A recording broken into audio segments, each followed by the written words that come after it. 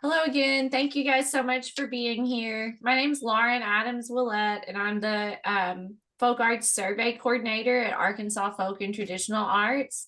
AFTA is the state folk arts program that is housed in special collections at the University of Arkansas in Fayetteville. We have three mainstay programs this web series: our Community Scholars Training Program and our Apprenticeship Program.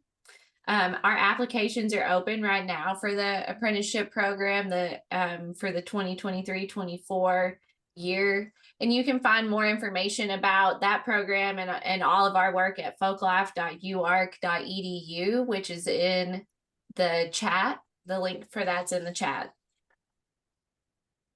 Today, my guest speaker for the Folklife web series is Angela Wilburn. I met Angela many years ago when we were both working at literacy councils here in the state.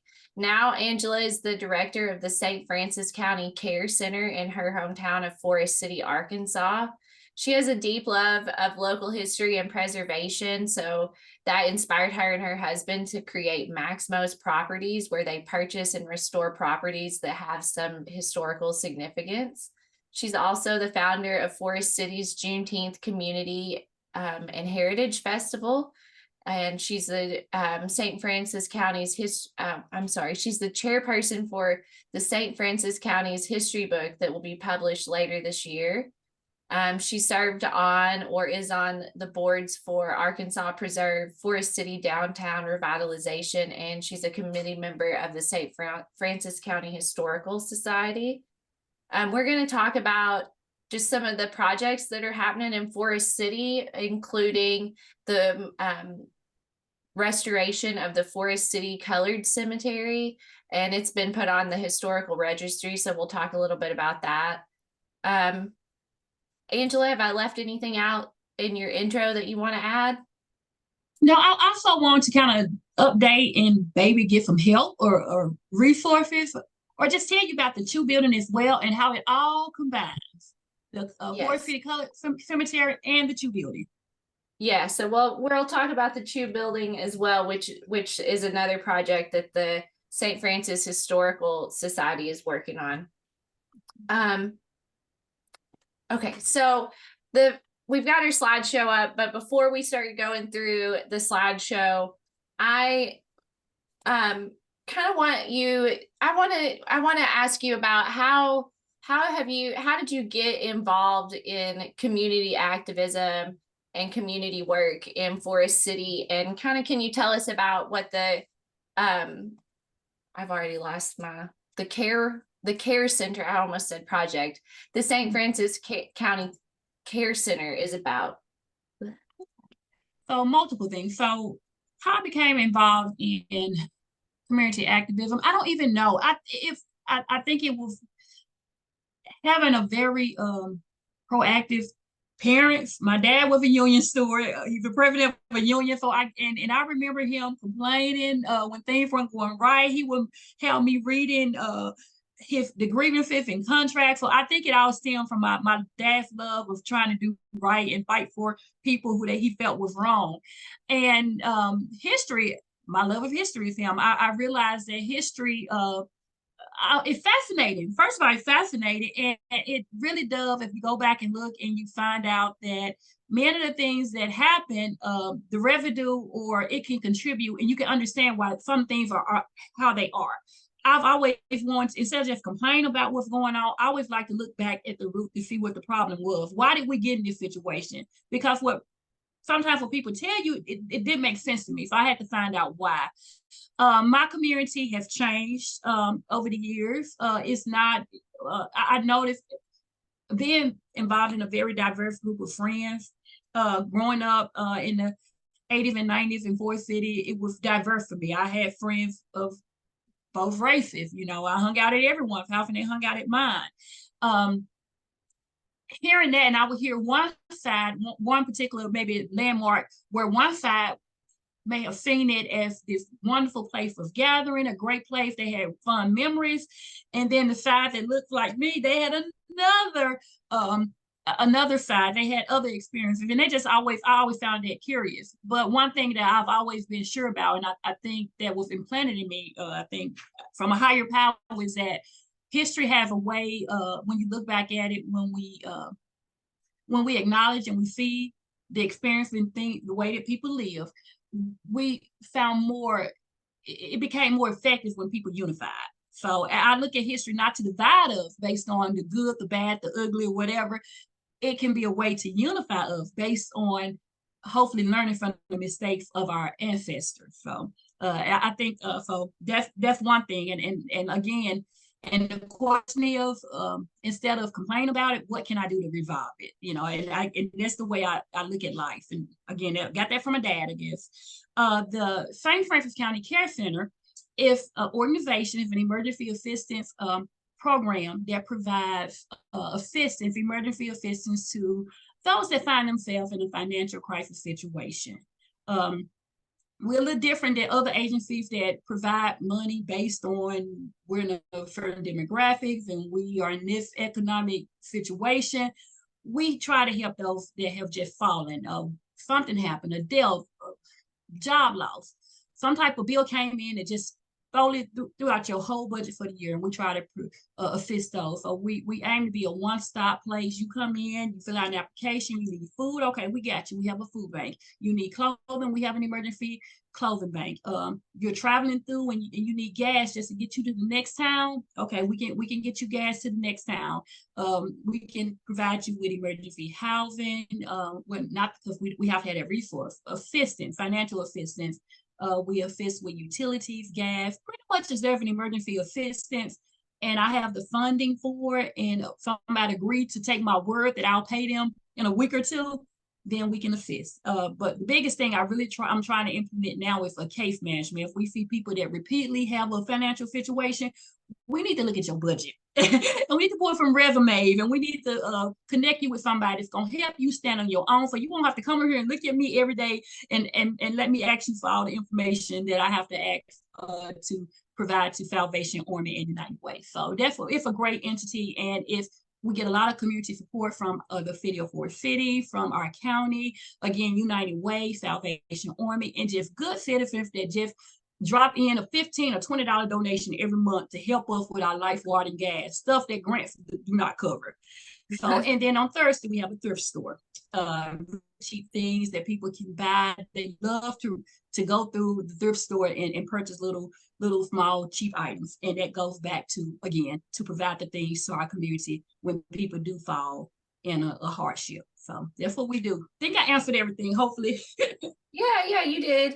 The other question I have before we start talking more about history and preservation is, when we were preparing, you told me, you started the Juneteenth CommUnity and Heritage Festival. So I was wondering, when did you start that? What's it? What kind of festival is it? You know, just tell us a little bit about that. Okay, so as a nerd, a historian, some people have they like math. Yeah, I'm not good at math. History has always been my thing. It's my passion. It makes me happy. It just gives me feelings that I can't even explain. I love history. I'm nosy. I love stories. So I've always known about Juneteenth, and I'm not even sure why. Maybe because I was in college with someone that lived in Texas, and I remember wanting to hang out with her, and she was going back to Texas for a Juneteenth celebration. I was like, Juneteenth, yeah, I really celebrate that. I knew what it was. And that just stayed with me for years to come. That would have been over almost 30 years ago. And it just stayed with me. So just with everything that was going on in our community, sometimes I feel like I'm around, even when we talk about the history of Forrest City, sometimes we don't really know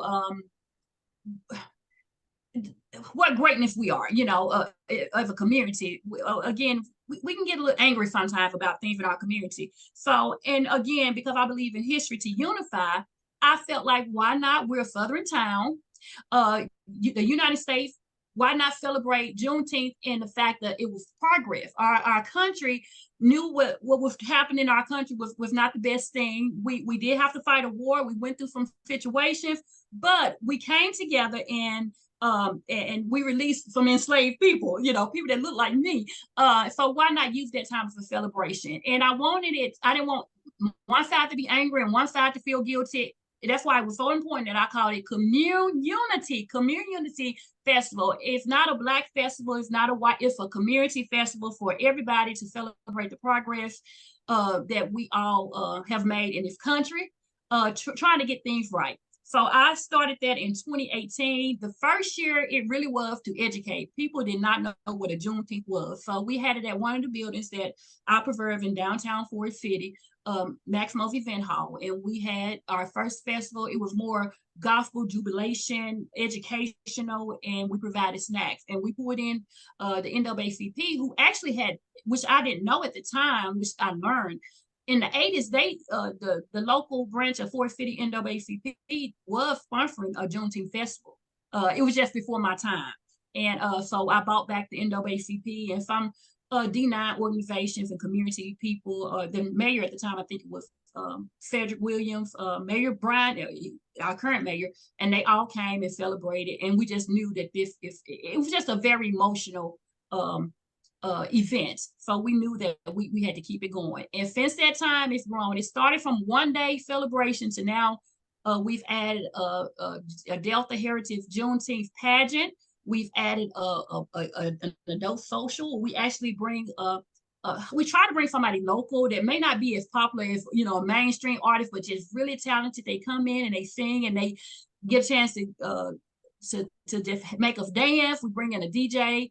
And then we also have a festival during the daytime where the kids are allowed. We have a cook-off, what we call everybody talks about how well they can cook here in the South, barbecue. So we included a cook-off this year, and we included a cornhole tournament. It's kind of like a horseshoe where they throw a bean bag in a hole and they get points from it. So we just, every year we're trying to grow it and make it better. And the community has really, really shown us a lot of love on that Juneteenth festival. Again, it's Unity Festival. We want to bring everybody together through history and the progress. And we want to keep progressing as a country and as a city.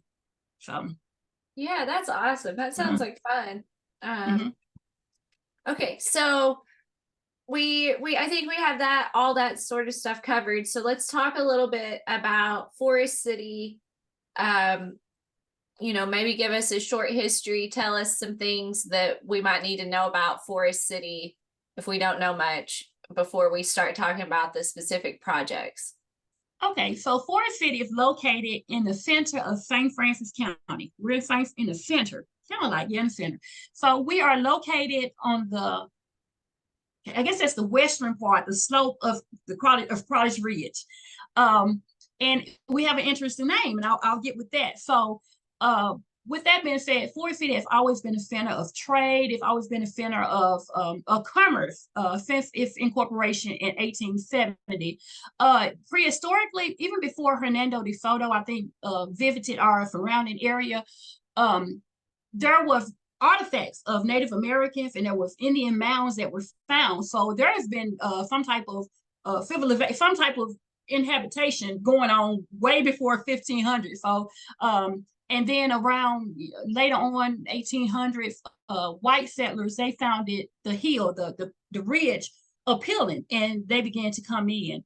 Later on, a military road was built from Memphis to Little Rock, and more people were able to settle here. And again, that ridge was just very attractive to them. So our name is interesting. Okay, so Forrest City is controversial in the fact that some people see our namesake as this great war hero, brilliant strategist, general, historian. Then we have the other ones that know him as the Grand Wizard of the Ku Klux Klan, as someone who was a traitor to our community and was not punished for his crimes, his war crimes. So it's interesting how people see this. But our town was named after General Nathan Bedford Forrest, a Confederate soldier. And I find him interesting regardless, and he is relevant to our area.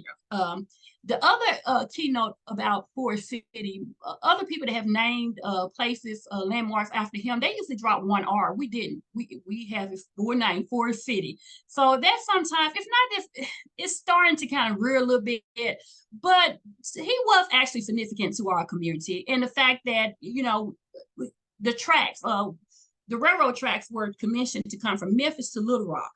And during the war, there was a halt on it. They wasn't doing much, but after the war, everybody was excited about completing that Memphis to Little Rock laying of the tracks. So he was contracted to do so. He bought it was about 1,000 immigrants that came here too, Irish immigrants that helped build our railroads. He actually built the first common ferry here. And when he was around the same time, one of our businessmen, Izzard, he was surveying out the land to make us incorporated. And so it was other names. Everettville could have been a name, but most people refer to our community as Forest Town. So actually it ended up being incorporated, and the name, I think the first appearance of it was Forrest City, Arkansas. So he does have some relevance to our community here. And the railroads, I think the first railroads came through in 1869, maybe a year or two later, they had passengers train. And that area was the center of Forrest City, that downtown area. So there's some relevance to it. So however you see him in our name, if interesting, okay? And he does have relevance here. So that's a little bit of history. Yeah. I mean, I think it's good that you're able to find the good things that he did and embrace that name. Yeah. In whatever way you can, even though he also has some very negative connotations with some of his legacy, for good reason, of course. For good reason, he was an interesting figure regardless. And I love that era. Here's history. I love learning about the Civil War. I love Reconstruction. It's a part of history. I'm learning, and it really does. It explains so much. To me, it explains so much to me. So yeah. So what's sort of, as far as what's going on currently, what's the current outlook for your projects that the Historical Society is involved in, and how's the city involved, how members of the city, not necessarily the government, but anyway.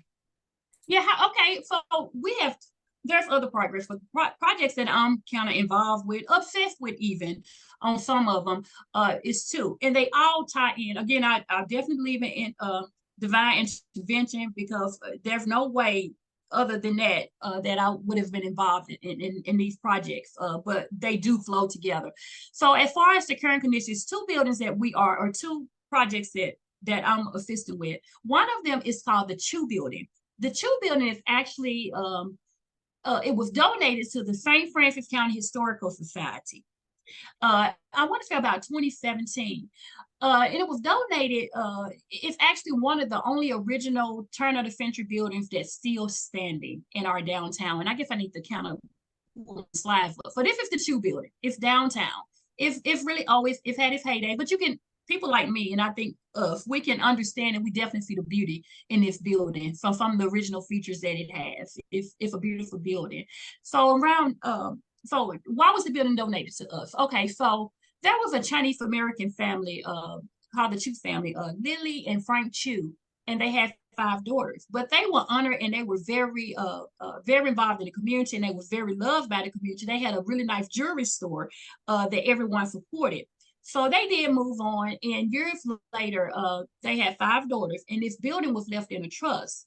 And the daughters decided that they wanted to give the property to the Historical Society in hopes to preserve and make a tribute to all the cultures of this community. I just talked about how we had 1,000 Irish immigrants that helped lay the railroad tracks, but we also had a Jewish immigration, we had Chinese American, we had a Middle Eastern group, and they came in and they came to our community along with the Black and white settlers, and they made Forrest City a home. It's their town.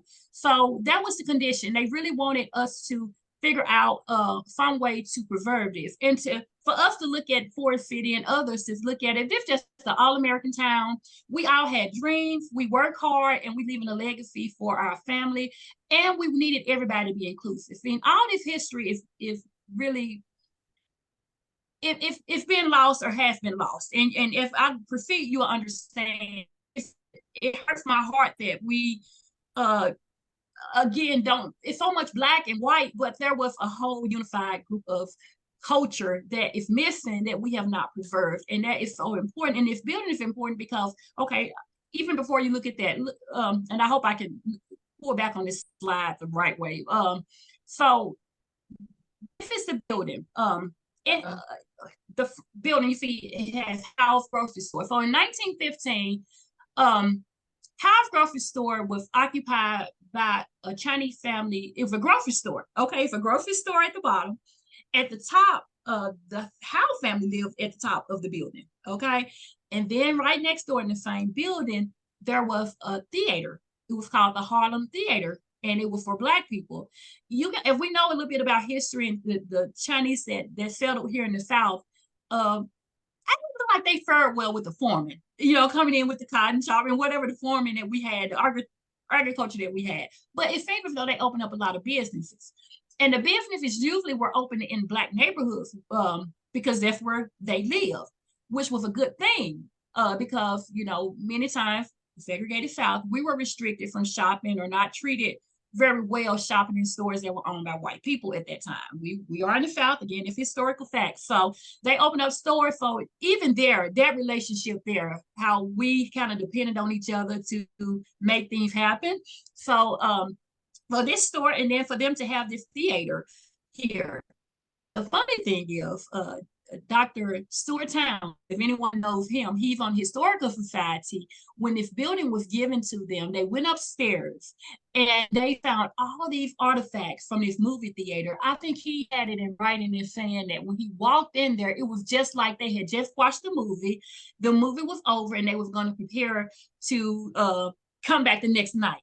But they found ticket stubs, they found the flyers, marquees, paperwork, financials, but they found a lot of information that they still have in this building.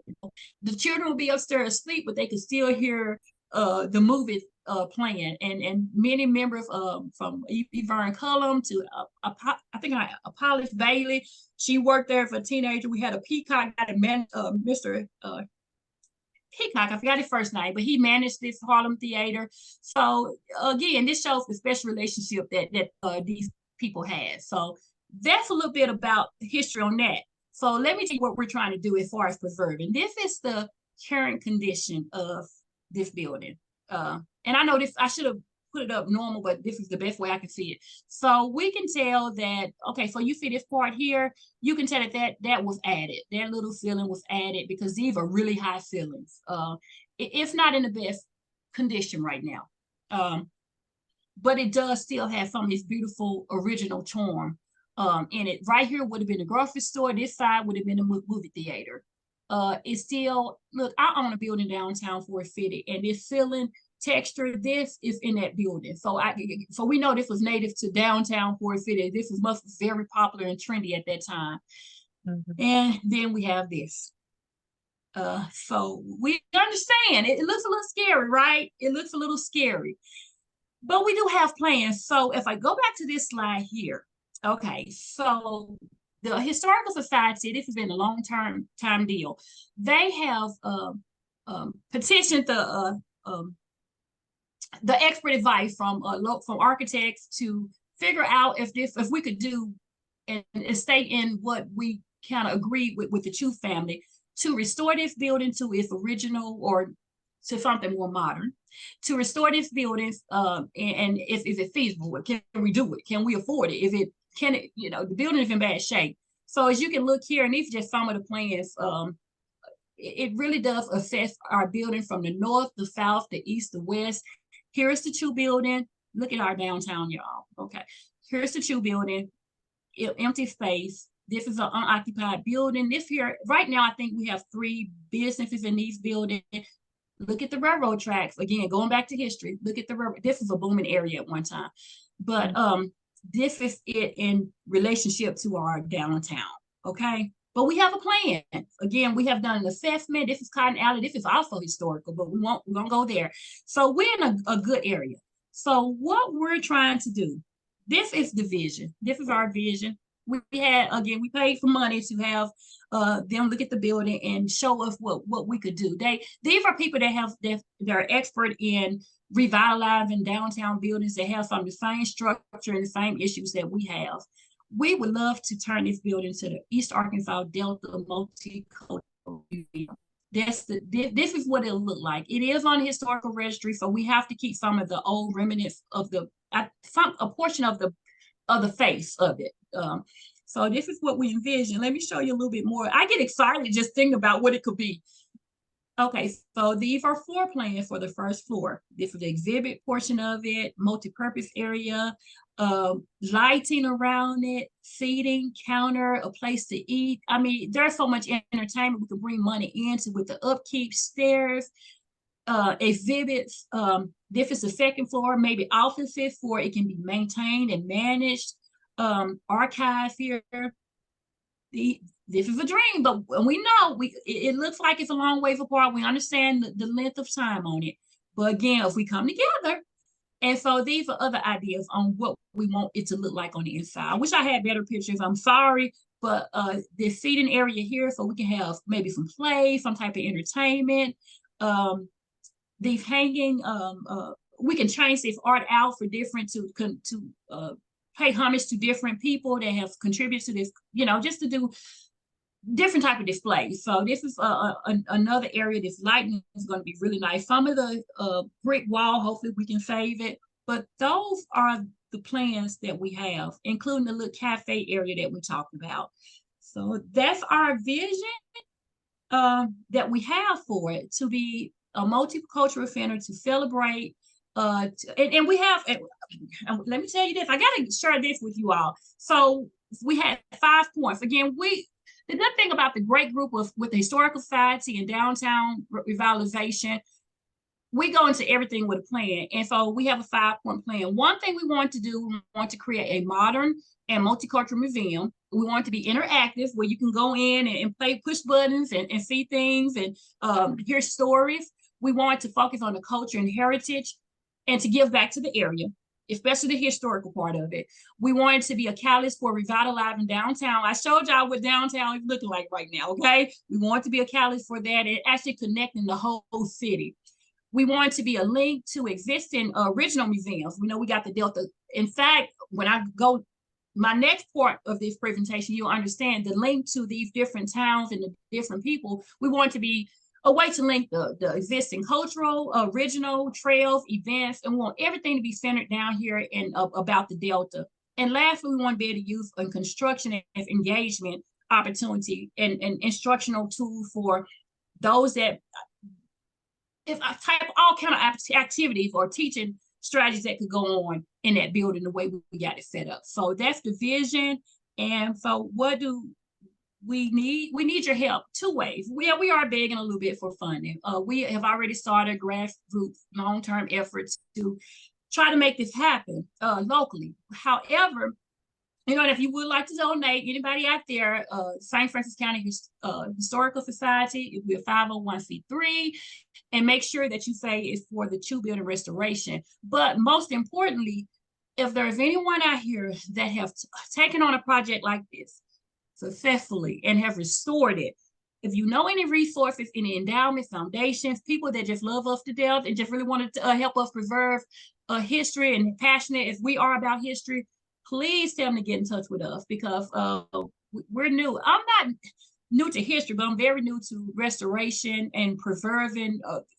We know it can happen. We have a good group, but if you know anybody, I think having a good resource would probably be better than anything else I can think of. So I just kind of want to put that little plug out there if y'all know anyone that has experience or going through this right now. Please let us know.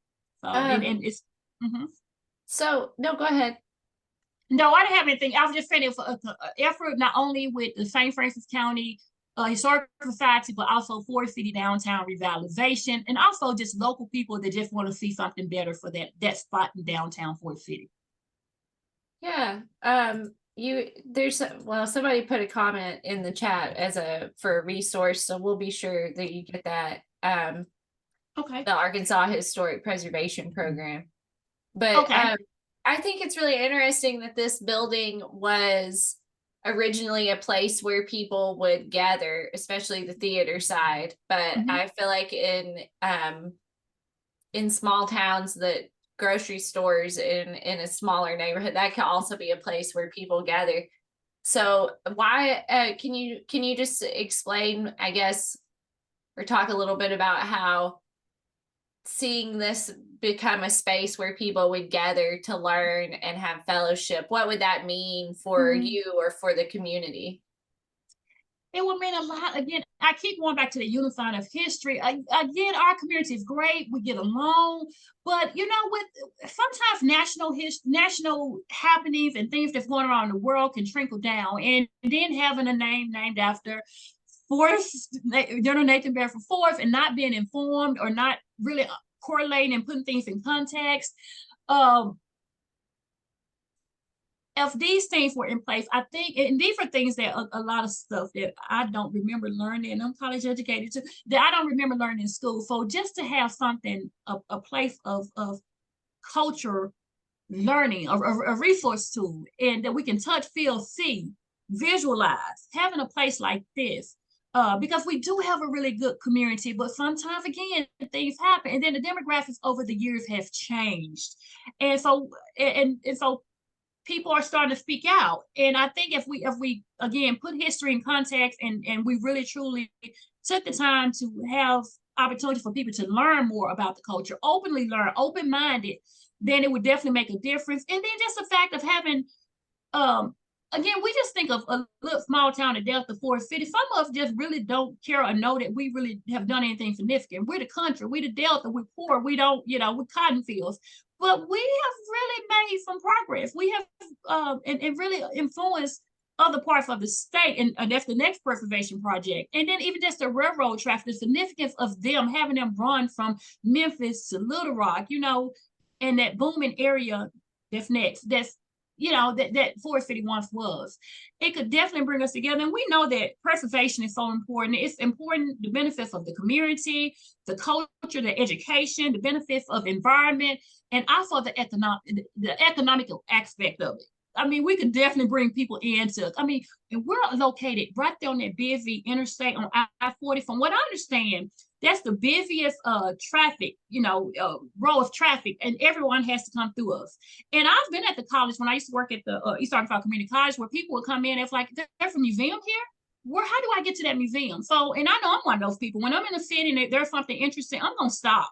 My husband, and sometimes I don't know, and my husband's like, oh, I know you love, let me show you something. And he did some research and found something historical, some type of marker that he knew I would be interested in. And that's sometimes a birthday gift for me, because I like stuff like that.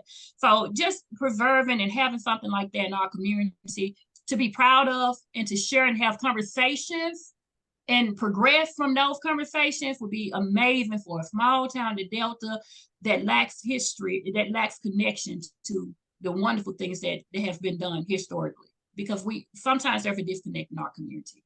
It really is. Okay, yeah. So we are getting, like, we've spent about 35 minutes, so I feel like we better start talking about the cemetery, so you have a chance to talk about the important people. This is my baby. Okay, so I rushed through it. Forrest City Colored Cemetery. If you Google it now, you may see Forrest City Colored Cemetery, but for the longest period of time, it was being called the Pure Forest Cemetery. And we'll tell you why a little bit. Well, the largest statue, when people, because there are people that actually venture off just to visit African-American cemeteries, and they find them, and we don't even know they're here. And the largest statue was the Pure Forest. And so that's why they were calling it the Pure Forest, and that's how it was listed. But it actually was called, after finding this, it was called the Colored Cemetery.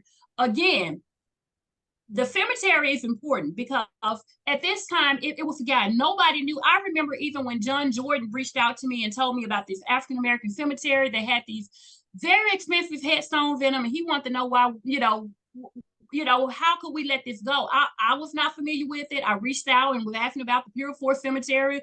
None of my historian buddies knew, again, because I was calling it the Pure Forest.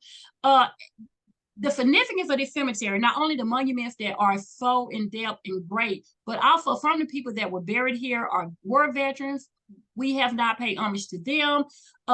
Again, people that made not only contribution politically, socially, educationally here, but they did so in the state of Arkansas. And so I just want to highlight 2 or 3 people that are buried in this cemetery that we just were not aware of. Okay, but even me. Hang on just a second. So Sure. just to clarify, we're talking about the Forrest City Colored Cemetery that was in the community is called the Purifor Cemetery because that was the largest headstone. And you're just going to talk about some of the people who are that were in it. Yeah. And it's actually called the Forrest City Cemetery. Yeah. The headstones date back really early into the 1800s.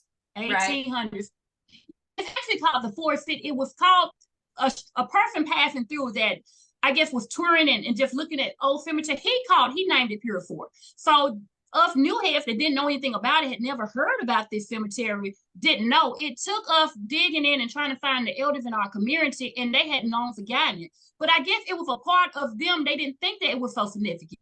I don't get it. I don't know why everybody in Forrest City don't know these people or the name, but I guarantee you, up until maybe a couple of years ago when I learned of this cemetery, some of these people, nobody knew of. Everybody knew Scott Bond, and that was it. That was all. He was a rich Black man in Madison. That's it. But these are all friends. They're all in the same circle, and it's amazing that nobody knew. So we'll start off with this guy here. This man here, this is Dr. Richard A. Williams. Dr. Richard A. Williams was actually born in Forrest City, Arkansas in 1879. He is actually the founder of an insurance company called the Royal Friends of the Supreme Royal Circle of Friends. And he founded this organization in 1909. But more about him, he was a teacher when he was 14 in Forrest City School District in Cross County in Mississippi County. At 19, he went back to school and completed all his medical courses and was a doctor. At 19, he received awards for his knowledge in gynecology. So he was the best of the doctors. He moved to Helena, and at that time, when he moved to Helena, he founded this Supreme Royal of the World. Here's a video. I'll mute it so y'all won't hear us talking. Again, we're so excited about this sign. Hopefully it'll show.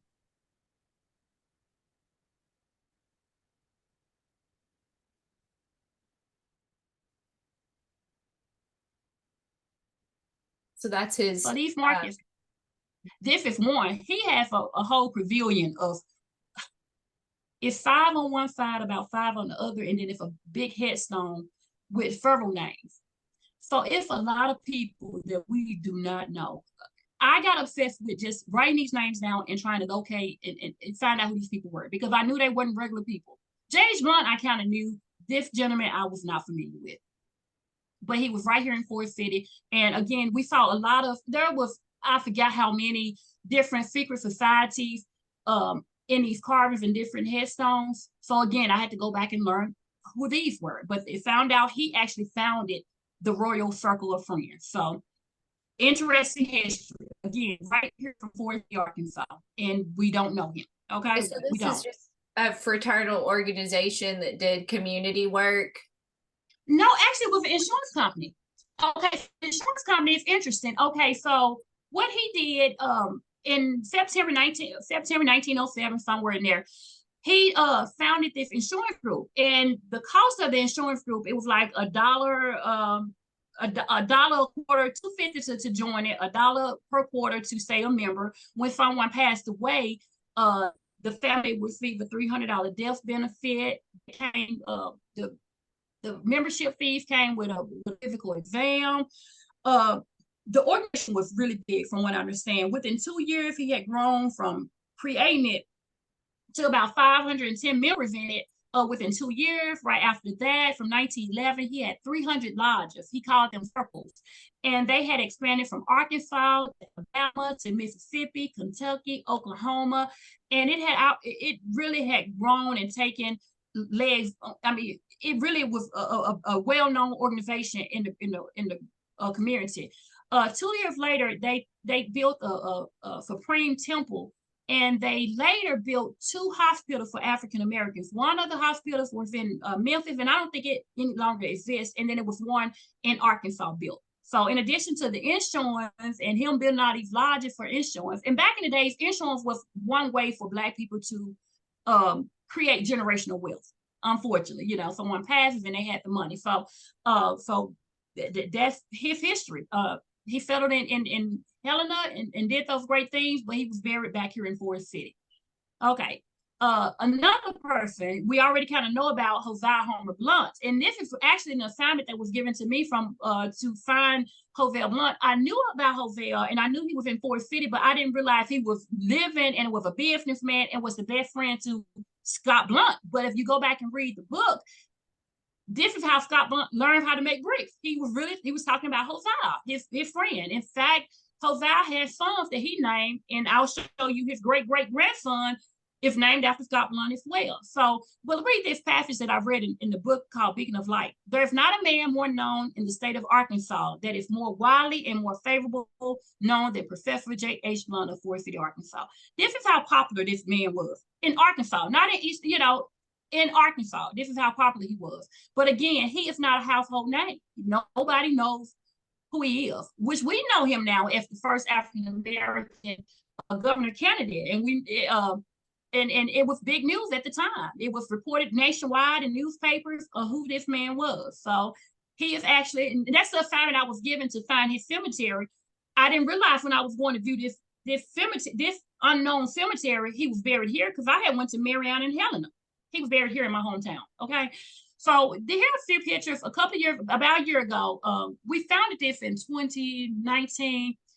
Last year, this is the great-grandson of J.H. Blunt. His name is Scott Blunt. So it was a very overwhelming day for him because this monument is turned over. As you can see, it's not in the best condition at this point. We're working on that. And then there was another picture about, I'm trying to locate Scott Blunt's house. It was near that railroad track that I showed y'all. I still don't know where it was located, but I just threw that in there. Someone help me on that. So again, this is him, more pictures of him. He just could not believe what he was, what he saw. He couldn't understand. I was like, well, your family moved away and y'all didn't come back to keep us, to share the history. But we're doing everything we can. And we do have that cemetery on the National Registry now. So yay, we got other good news on that as well. Right. So moving on. You found it and then the pandemic hit. So then you had to slow down on what you were doing and then restart it. And restarting is not an easy process. So it was not. Don't get worried about time. We've got plenty of time. Okay. Yeah. But you don't have to hurry. Is there anything else you want to say about Hosea Blunt before we keep going? What else did he did?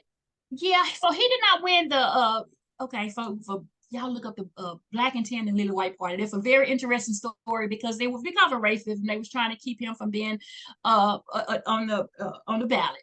But these great people, if you look down here, the Black and Tan, they walked out and they made it where Hosea Blunt was able to be on the ticket and he ran independently. He did get a bigger percentage of the vote than expected. The good thing is he didn't win the election, but I'm gonna tell you what was so great about him.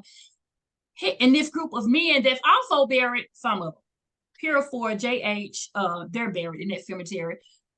They were influenced. He didn't win the ticket, but these men were so powerful at this time, post-Reconstruction, so influential until the governor that did win, they inspired him to build a hospital. At that time, tuberculosis was killing a lot of African American, a lot of Black people. It was just a bad situation. So they used their voice and their power and their influence to make sure that and this is just one thing, to make sure that a hospital was built for just for African Americans. And later on they did research on it and it did grow, and it was it doesn't exist now, but it did stay in existence, I think, until the early 80s. Here's another video, but I can't find a lot of information on what it's pure for. So you have the cemetery, and then I have these hundreds of people that's laid in this cemetery. So now what I did during the pandemic was did the research to figure out who these great Americans were and why we don't know them. Wallace is actually his son. Most people refer to they'll say Attorney Wallace, but he actually was not an attorney. His son, who married my grandfather's cousin, Talise Purefour, whom I used to fed at her kitchen table, and I wish I would have listened more, with the attorney, but he was not. He was a businessman, and he was a well-respected, as most of these guys, Prince Hall affiliate Mason. And that's a big deal. I'm an Eastern Star, but I'm not PHA or Prince Hall. But those Prince Hall Masons and Eastern Stars, historically, who's who were the ones that really were the movement shakers back in the day. I want to show you his tombstone and why it was called the Purefour tombstone or Purefour cemetery.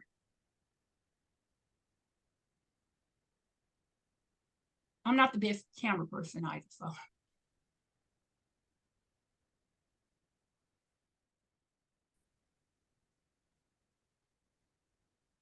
Oh, wow. See how large it is? It's very tall. Yeah, that's a big monument. Mm-hmm. And that's what you would see on a fall day before the green comes out. This cemetery is overrun. It's overrun, it's scary, but it's exciting at the same time. It is, you will cry and you will smile at the same time.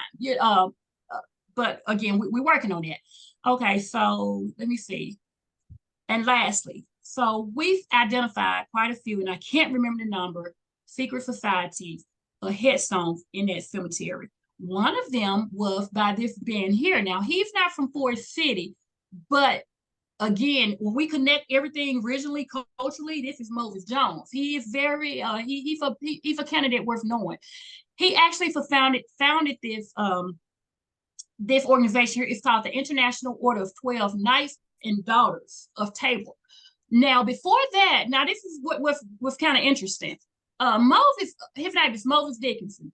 But before that, he was an educated African-American pastor, abolitionist, soldier, minister, and founder of another secret society.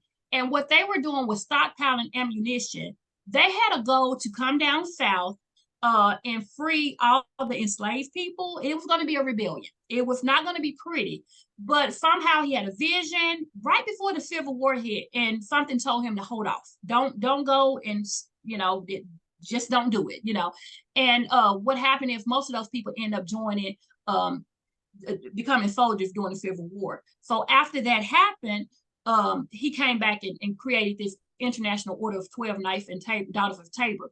I believe that the reason that we don't have a lot of information on these people is because it was a secret society, and it really was a secret. To go and rebel against plantation owners would have been a harsh thing to do.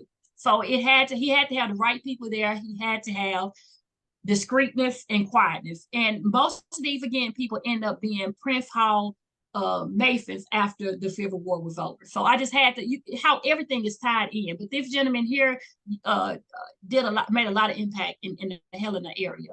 And then lastly, pretty much again, I just kind of give an update on the St. Francis County, the Forrest City Colored Cemetery.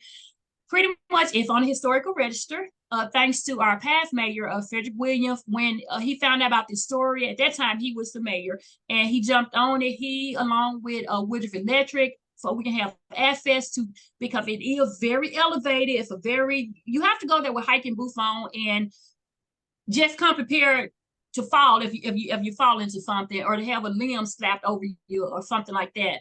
So they're, in fact, later on this month, they're going to go and see what they can contribute to us, so we can have access to get back up there. Now we have Mayor Brown has been elected as our mayor, and he has continued on with us trying to preserve this historical treasure, and he's very knowledgeable about history. This is his hometown, and he has a lot of history, a lot of knowledge, so he's going to be a great asset as well. Our county past Judge Hughes and our current judge as well have been great at being supportive and great. The good thing is we can bring in people like the Delta Cultural Center that I didn't spell right, y'all ignore that, okay, and the preservation of the African American cemeteries, and we can start preserving this cemetery, because we had to go through a whole lot of legalities, because we didn't want to be out there working on tombstones and headstones and then get in trouble for trespassing. So now the cemetery is in the hands of the county. And we have read the will. The cemetery actually belonged to J.H. Blunt. He passed it down. He had so much land here. He had so much land. And the cemetery is one of the things in the will that really wasn't really mentioned, but we did find that the county did have some ownership to it. So right now it's in the hands, and hopefully later this month we'll get down there, start assessing the situation, bringing in these different entities, and start restoring the cemetery and making it a tourist attraction, and honoring these people, especially our war veterans as well, and honoring these people by telling their stories. And hopefully if somebody come forward, if you know anybody that was buried in the Forrest City Colored Cemetery, again, I have a list of people that I really want to get to know, and I cannot, I can't find anything on them. There's a Dr. William Rudolph Christopher. Who is he? I want to know him. There were some women that's buried there as well, but I can't find anything on them. A Hattie R. Briscoe. There's a Jack Denson that's buried there, and I find that fascinating because Jack Denson has a cemetery toward Mariana that's named after him. So why is he buried there? There's just so much to know. And so many, it's the people that I'm fascinated with, and I want to know these people. So if y'all know them, if you have any information about the Forrest City Colored Cemetery, if you have relatives, and again, we're asking for support as well. We got into a lot of bills to get the legalities prepared, and to do right by the cemetery. So we're all donating toward it, but we know we're gonna need continued support coming up to keep it maintained. So if you have family that was buried there and you have stories to share, bring it on. We're interested in hearing all that. And I'm sorry, I feel like I've been talking too much, but these are my babies, and the cemetery is just, and the people in that cemetery. And that's why it's so important to have places like the Multicultural Center, so we can preserve not only these buildings and landmarks that we have, but to preserve. And we all know that we were inclusive in making Forrest City the town that it is. It's not a one person's town, it's a whole lot of cultures that came in to influence change in this community. So those are the two projects that I'm working on, and I hope y'all as excited as y'all can tell I am. Those are my babies. No, it's great. It's great to see you be excited about it. And I mean, it is really cool to see people's stories that have been maybe partially forgotten, or that people just don't know. To see you be able to share them and to share this place so that people can honor the elders of their community and their own ancestors.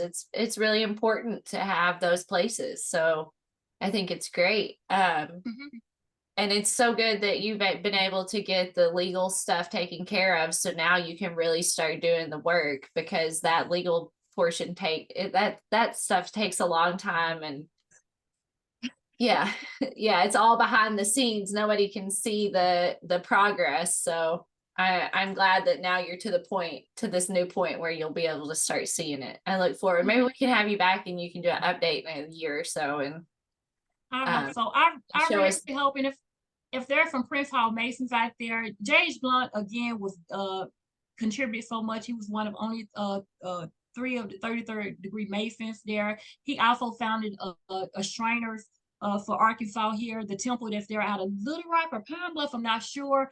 But we don't need some manpower. I know we can't lift those stones, and I'm sure we have equipment for that, but we still need some people to pull weave or clean stuff. So I'm putting it out there. This is your brother. He did so much for your organization. I'm putting it out there for us as a community, not just them, everybody, to get this going. Even if he's not in, he's in Forrest City and he has ties to everything. I mean, he really did make a difference. And not just him, but again, that cemetery. I just have a feeling in a little bit when we go through all these names, there's so many names.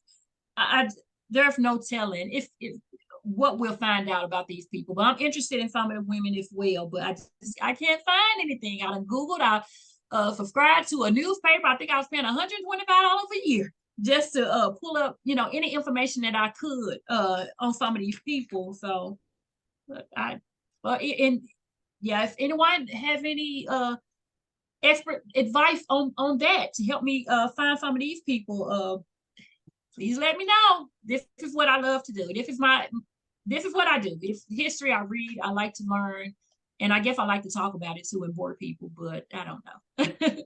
Or in But anybody. those are the preservation efforts that we do have in our community in Forrest City, Arkansas.